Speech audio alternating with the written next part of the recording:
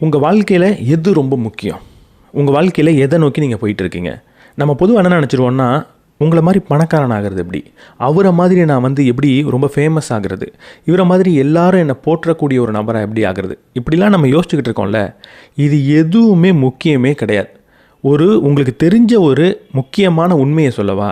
உங்கள் வாழ்க்கையில் இருக்கிறதுலையே ரொம்ப ரொம்ப ரொம்ப ரொம்ப முக்கியமான ஒரு விஷயம் இருக்குது. அது என்ன தெரியுமா? உங்களோட ஆரோக்கியம். அதுக்கப்புறம் தான் எதுவாக இருந்தாலும் வாழ்க்கையில் முக்கியம். ஒரு மிருகமாக இருந்து யோசிச்சு பாருங்கள். நம்ம எல்லாரும் ஒரே ஒரு நோக்கத்தோடு தான் இருக்கோம். அந்த நோக்கம் என்ன தெரியுமா? நான் உயிர் பிழைத்து இருக்கணும், நான் ரீப்ரொடியூஸ் பண்ணணும். இந்த ரீப்ரொடியூஸ் பண்ணுன்றதை எடுத்து ஓரமாக வைங்க. ரொம்ப பேசிக்கான அடிப்படையான உள்ளேருந்து வரக்கூடிய ஒரு இயற்கையான உந்துதல் என்னென்னா, நான் உயிர் பிழைத்து இருக்கணும், நான் ஆரோக்கியமாக இருக்கணும், எனக்கு எந்த ஒரு காயமும் ஏற்பட்டுறக்கூடாது. இதுதானே அடிப்படை. ஆனால் இதை மறந்துட்டு நம்ம என்னெல்லாம் செய்கிறோம்? இது எல்லாத்துக்கும் காரணம் நம்ம மூளை கொஞ்சம் வளர்ந்துட்டு அப்படின்றதுனால தான். அதில் நிறைய பிழைகள் இருக்குது அப்படின்றதுனால தான் எதையோ பார்த்து பண்ணிக்கிட்டு இருக்கோம். இந்த உடம்பையே அழிச்சிக்கக்கூடிய எத்தனை செயலை செய்கிறோம். ரொம்ப ரொம்ப பேசிக்கான ஒரு விஷயம். இந்த வீடியோவை இங்கேயே கூட ஆஃப் பண்ணிவிட்டு நீங்கள் இந்த ஒரு விஷயத்தை எடுத்துகிட்டு போயிடுங்க. லைஃப்பில் உங்களுக்கு ஹெல்த் தவிர வேறு எதுவுமே முக்கியம் கிடையாது. வாழ்க்கையில் இது முக்கியங்க, அது முக்கியங்க, ஹெல்த் மட்டுமா முக்கியம்? என்னை நேசிக்கக்கூடிய மனிதர்கள் முக்கியம், எனக்கு அவங்க முக்கியம், இவங்க முக்கியம். நீங்கள் ஏதேதோ ஒரு ரொமான்டிக்கான விஷயத்த சொல்லலாம். உங்கள் வாழ்க்கையில் ஆரோக்கியத்தில் பிரச்சனை வந்ததுக்கப்புறம் தான் ஆரோக்கியம்தாங்க முக்கியம் அப்படின்னு நீங்கள் சொல்வீங்க. அந்த பிரச்சனை வந்ததுக்கப்புறம் நீங்கள் சொல்லி ஜீரோ யூஸ். அது பயனளிக்க போகிறதே கிடையாது. உங்கள் ஆரோக்கியத்தில் ஒரு பிரச்சனை வந்ததுக்கப்புறம் உங்களை நேசிக்கக்கூடிய மனிதர்கள் கூட பல பேர் உங்களை நேசிக்க மாட்டாங்க. இவன் என்னையா இவ்வளவு தொல்லை கொடுக்குறான் அப்படின்னு தான் நீங்கள் நினைப்பாங்க. நீங்கள் படுத்த படுக்கையே ஆகி பாருங்கள். உங்களால் எந்திரிச்சு போய் ஒன்றுக்கு போக முடியாத ஒரு நிலை வந்ததுன்னா, உங்கள் கூட உங்கள் மேலே ரொம்ப அன்பு வச்ச மனிதர்கள் கூட உங்களை வெறுக்கிறதுக்கான நிறைய பாசிபிலிட்டி இருக்குது. அப்படி எல்லா மனிதர்களையும் சொல்லலை, ஆனால் பாசிபிலிட்டி இருக்குது. நான் நிறைய பேரை பார்த்துருக்கேன். சில பேர் ஆரோக்கியத்தில் பெரிய ப்ராப்ளம் ஏற்பட்டு படுத்த படுக்கையாக இருப்பாங்க. அவங்களோட நெருங்கிய நபர்கள் அவர் இவ்வளோ கஷ்டப்படுறதுக்கு செத்தே போயிடலான்னு சொல்கிறத நான் பார்த்துருக்கேன். தயவு செஞ்சு உங்கள் ஆரோக்கியத்தை ரொம்ப கவனத்தோடு பார்த்துக்கோங்க. அதை தவிர எதுவுமே முக்கியம் கிடையாது. அதுக்கு அடுத்து தான் எல்லாமே. உங்கள் ஆரோக்கியத்துக்கு ஒரு பிரச்சனை வரும்னு தெரிஞ்சு ஒரு செயலை செய்கிறீங்கன்னா, உங்களை விட மிகப்பெரிய முட்டாள் யாருமே கிடையாது. முட்டாள்ன்றது ரொம்ப கடுமையான வார்த்தையாக இருந்தாலும் உண்மையாக மனசார அதை நான் சொல்கிறேன். ரெண்டாவது, இந்த ஆரோக்கியத்தை வளர்த்துக்கிறதுக்கு நீங்கள் என்ன பண்ண போகிறீங்க? ரொம்ப சிம்பிள். உடல் பயிற்சின்றது ரொம்ப ரொம்ப முக்கியம்.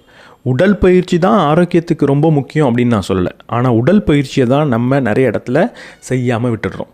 ரொம்ப ரொம்ப முக்கியமான ஒரு விஷயம். எனக்கு உடல் பயிற்சி பண்ணுறதுக்கு நேரம் இல்லை அப்படின்னு நீங்கள் சொன்னீங்கன்னா, நீங்கள் எந்த ஒரு வாழ்க்கையில் எந்த ஒரு செயலையும் செய்யவே தேவையில்லை.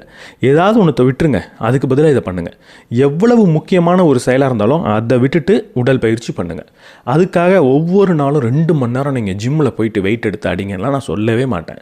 அப்படி உங்களால் பண்ண முடியாது. அப்படி பண்ணுறதுக்கு முக்கியமான தேவையும் கிடையாது. நீங்கள் செய்ய வேண்டியது என்ன தெரியுமா? தினமும் கொஞ்ச நேரம் நடந்துருங்க. அந்த நடையை முடிஞ்ச அளவுக்கு ஒரு 10,000 ஸ்டெப் வச்சுக்கோங்க. இல்லைன்னா வேணாம். உங்களால் எவ்வளவு நடக்க முடியுமோ நடந்துருங்க. லைஃப்பில் எங்கெல்லாம் உங்களால் உடலை பயன்படுத்தி ஒரு வேலை செய்ய முடியுமோ செஞ்சுருங்க. உதாரணத்துக்கு லிஃப்ட்டில் போகிறதுக்கு பதிலாக படிக்கட்டில் ஏறி போங்க. உதாரணத்துக்கு ஒரு பக்கத்தில் இருக்கிற இடத்துக்கு சைக்கிளில் போகிறதுக்கு பதிலாக நடந்து போங்க. இல்லை கொஞ்சம் தூரமாக இருக்கிற இடத்துக்கு ஒரு பைக்கில் போகிறதுக்கு பதிலாக சைக்கிளில் போங்க. இதை தாண்டி வாரத்துக்கு 3 நாள் கொஞ்சம் ஸ்ட்ரென்த் ட்ரைனிங் பண்ணிக்கோங்க. அது புஷ்அப் எடுக்கிறதா இருக்கட்டும், ஸ்குவாட் போடுறதா இருக்கட்டும். ஜிம்முக்கு போகணும் அப்படின்னு நான் சொல்ல, நீங்கள் வீட்லேயே கூட உங்கள் உடல் எடையை வச்சே ஸ்ட்ரென்த் ட்ரைனிங் பண்ண முடியும். அதை எப்படி பண்ணுறதுன்னு ஒரு 4-5 எக்ஸசைஸை கற்றுக்கோங்க. வாரத்துக்கு 3 நாள், ஒவ்வொரு நாளும் ஒரு 20 நிமிஷத்துலேருந்து அரை மணி நேரம் அது போகும். அந்த நேரத்தில் இந்த ஸ்ட்ரென்த் ட்ரைனிங் பண்ணிடுங்க. மசில் ரொம்ப ரொம்ப ரொம்ப முக்கியம். எவ்வளவு தான் ஆரோக்கியமாக இருந்தாலும் மசில் இல்லைன்னா நீங்கள் நிறைய விஷயத்தை செய்ய முடியாது. 60 வயசுக்கு அப்புறம் யாரையோ டிபெண்ட் பண்ணி ஆகிடுவீங்க. மசிலை கொஞ்சமாக பில்ட் பண்ணிக்கோங்க. நீங்கள் ஸ்டேஜில் ஏறி மசிலை காட்டுற அளவுக்குலாம் பெரிய ஆள் ஆகணும்னு அவசியம் இல்லை. நீங்கள் இருக்கிற இடத்துல எந்திரிச்சு நடக்கிற அளவுக்கு ஒரு மசில்ன்றது தேவை 60-70 வயசில். உடல் பயிற்சி மட்டும்தான் முக்கியம் அப்படின்னு நான் சொல்ல மாட்டேன். ரெண்டாவது, உணவு ரொம்ப ரொம்ப முக்கியம். உணவை நீங்கள் என்ன பண்ண போகிறீங்க? நம்ம இந்தியாவில் இருக்கிறதுனால ஒரே ஒரு விஷயத்தை இதுக்கப்புறம் நீங்கள் செய்ய போகிறீங்க. எப்பெல்லாம் சாப்பாடு சாப்பிட்றீங்களோ, ஒரு நாளைக்கு 3 வேளை சாப்பிட்றீங்க, இல்லை 2 வேளை சாப்பிட்றீங்கன்னா பிரச்சனை இல்லை. நீங்கள் சாப்பிட்ற ஒவ்வொரு உணவுலேயும் புரோட்டீன் இருக்கா அப்படின்றத கேளுங்க. குறைஞ்சது ஒரு 25-30 கிராம் புரோட்டீனாவது நீங்கள் எடுத்துக்கணும் அப்படின்ற முயற்சி பண்ணுங்கள். உங்கள் உடல் எடை எவ்வளவோ அத்தனை கிராம் புரோட்டீன் உங்கள் வயிற்றுக்குள்ளே போயிடணும் ஒவ்வொரு நாளும் அப்படின்னு ஒரு முடிவை எடுத்துக்கோங்க. அது ரொம்ப காஸ்ட்லியான விஷயந்தான், எல்லாராலையும் அஃபோர்ட் பண்ண முடியாது. முக்கியமாக வெஜிடேரியனாக நீங்கள் இருந்தீங்கன்னா ரொம்ப ரொம்ப கஷ்டம். ஆனால் அதுக்கு பணம் இல்லைன்னா வேறு ஏதாவது ஒரு விஷயத்துக்கு பணத்தை ஒதுக்கியிருப்பீங்களே, சினிமாவுக்கு போகிறது, டிவிக்கு நெட்ஃப்ளிக்ஸுக்கு காசு கட்டுறது, இல்லை ஹோட்டலில் போய் சாப்பிட்றதுன்னு காசு வச்சுருப்பீங்களே, அதை விட்டுருங்க, அது செய்ய தேவையில்லை. ஒவ்வொரு நாளும் ஒவ்வொரு வேளையும் கொஞ்சமாக ப்ரோட்டீனை எடுத்துக்கோங்க. எந்தெந்த உணவில் ப்ரோட்டீன் இருக்குது அப்படின்றத கூகுள் பண்ணி பாருங்கள். சும்மா நம்ம சில கற்பனையில் இருப்போம், இதில் ப்ரோட்டீன் ரொம்ப அதிகம் நினச்சிக்கிட்டு இருப்போம். அதில் ப்ரோட்டீன் இருக்கான்றதை ஒரு செக் பண்ணிக்கோங்க. ஒரு முட்டை சாப்பிட்றதா இருக்கட்டும், இல்லை நீங்கள் ஒரு சிக்கன் சாப்பிட்றதா இருக்கட்டும், இல்லை சோயா சாப்பிட்றதா இருக்கட்டும், பன்னீர் சாப்பிட்றதா இருக்கட்டும், ப்ரோட்டீன் இருக்கான்னு செக் பண்ணி பார்த்துட்டு ஒவ்வொரு உணவுலையும் அதை கொஞ்சமாக எடுத்துக்கோங்க. உங்கள் வாழ்க்கையில் எது ரொம்ப முக்கியமோ அதை நீங்கள் ட்ராக் பண்ணியே ஆகணும். ட்ராக் பண்ணாத ஒரு விஷயம் உங்கள் வாழ்க்கையை விட்டு வெளியே போய்டும் அப்படின்றத எழுதி வச்சுக்கோங்க. ஒரு நோட்டில் எழுதுறதா இருக்கட்டும், இல்லை ஒரு ஃபோனில் ஒரு எக்ஸல் எடுத்து அதில் அப்டேட் பண்ணுறதா இருக்கட்டும், நீங்கள் எது முக்கியமோ அதை தொடர்ந்து ட்ராக் பண்ணணும். இந்த ஹேபிட்டை தயவு செஞ்சு வளர்த்துக்கோங்க. உங்களுக்கு பணம் முக்கியமா? பணம் எவ்வளவு சம்பாதிக்கிறேன், ஒவ்வொரு ரூபாயும் நான் எங்கெங்கே என்னைக்கு செலவு செய்கிறேன், எந்த பணத்தை சேமிக்கிறேன், அந்த சேமித்தது எவ்வளவு இன்ட்ரெஸ்ட் கொடுக்குது, இப்படி தொடர்ந்து பக்காவாக ட்ராக் பண்ணணும். என்னோடய ட்ராக்கிங்லாம் எடுத்து பார்த்தீங்கன்னா ஒவ்வொரு ரூபாய்க்கும் ட்ராக்கிங் இருக்கும். நான் எதை எங்கே இன்வெஸ்ட் பண்ணியிருக்கிறேன், ஒவ்வொரு நாளும் நான் என்ன செலவு பண்ணுறேன், ஒரே ஒரு ரூபாய் ஏதாவது செலவு பண்ணியிருக்கேன்னு வைங்களேன், அது கூட என்னோடய ட்ராக்கிங்கில் இருக்கும். என்னோடய குடும்பத்தில் நடக்கிற மொத்த பரிவர்த்தனையும் என்னோடய ட்ராக்கிங்கில் இருக்கும். ஒரு 5-6 ஷீட் வச்சுருப்பேன்.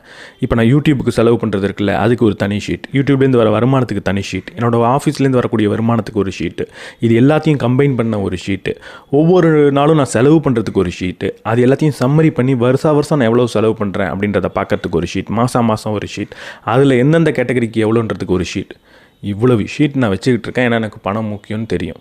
இவ்வளவுலாம் போடுங்கன்னு நான் ஃபஸ்ட்டு சொல்ல மாட்டேன். ஃபஸ்ட் நீங்கள் பண்ணக்கூடிய ஒவ்வொரு செலவையும் எழுதுங்க, ஒவ்வொரு வருமானத்தையும் எழுதுங்க. அது பணத்துக்கு மட்டும் கிடையாது, எங்கெங்கெல்லாம் ட்ராக் பண்ண முடியுமோ அங்கங்கெல்லாம் நீங்கள் ட்ராக் பண்ணணும். இப்போ என்கிட்ட ஒரு கேலண்டர் இருக்கும், அந்த கேலண்டர் டேபிள் கேலண்டர் இருக்கும். அதை எடுத்து பார்த்தீங்கன்னா அந்த டேபிள்